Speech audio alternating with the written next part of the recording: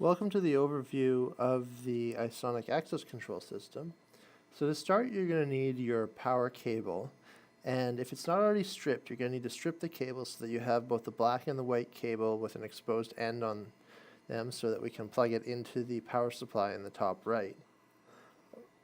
With the power supply at the top right, you do have a couple ports. There's two ports on those up there. There's the left and the right port. Doesn't matter what color, whether it's black or white, that goes into the port. You just want to make sure that before you start plugging everything in, make sure that you're not connected to power on that cable. You want to do that at the end. Once you have the cable in, make sure that it is a nice solid connection, that they're not going to pop out. And then you can either plug it into the power supply, like power bar or whatever you have, or you can wait till after the last sort of step here. If you have a battery, it's going to be in your top left there, the second port down. Shows you the battery on the actual cover of the unit. So the positive's at the top, negative at the bottom. You want to go positive to negative on your battery. So once you plug it into power, now you can turn the switch up to the on position, and you'll start to see the lights, and it'll start to beep quite loudly. I'll just turn it off here. Once you finish that, you're going to want to connect your network cable. Your network cable is what you use to configure everything, so it is a very important step to have that plugged in right after this. Then we're going to get some readers. So on the reader, you have a bunch of ends on it. You don't necessarily need all of them. The ones that you'll need will be listed on the actual reader's cable, which will give you things like your power, your ground, your WO, W0.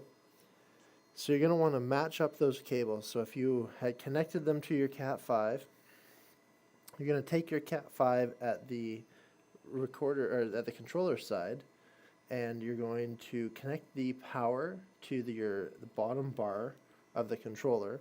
You're going to want to go in to match your power to your 12 volt power and your ground.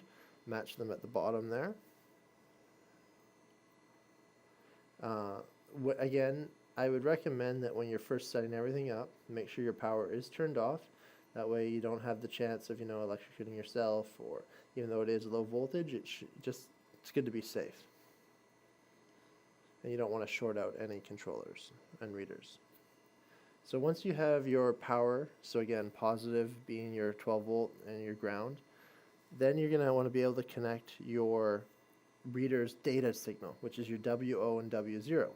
So usually, if you pull out the little green tab at the top, you're going to have your WO and W0 being the second one and the third one in from the left.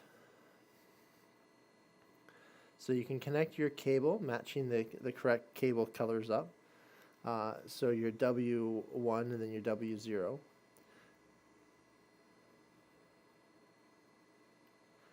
Once that's done, you can just plug that back in at the top. If you had anything else, like the OK lights, which is the light that flashes when it's an OK read, or the error light if it's a bad read. So you can plug that back in there at the top. Refer to the side panel for which reader is which. So now that you have your cable connected for your reader, then you need to connect your strike lock or your magnetic lock. So there's a series of 4 on this panel. This is a 4-door controller. If you had a 2-door controller, you'd only see 2 for your strike locks or your magnetic locks. So you're going to take your cable. It should have a positive and negative. We only support 12 volt for the actual strike lock itself and powering it. So you want to undo your positive and negative, make sure that they match up to what is on the strike or magnetic lock itself. If you have a strike lock, you're going to need your lock to be normally closed. Whereas if you have a magnetic lock, it's going to need to be normally open. The 4 white boxes in the middle of the screen have a little switch below them. You need to pop out that switch, and if it's a normally open type device, then you need it to be in the leftmost pin and the middle pin. If it's the normally closed type device, you're going to need to pop it out and put it in the middle pin and the rightmost pin. So you pop that little piece out and then just put it back in the correct pins.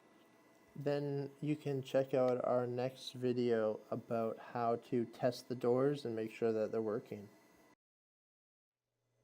Thanks for watching. If you have any questions, put them in the comments below. If you enjoyed the video, click like.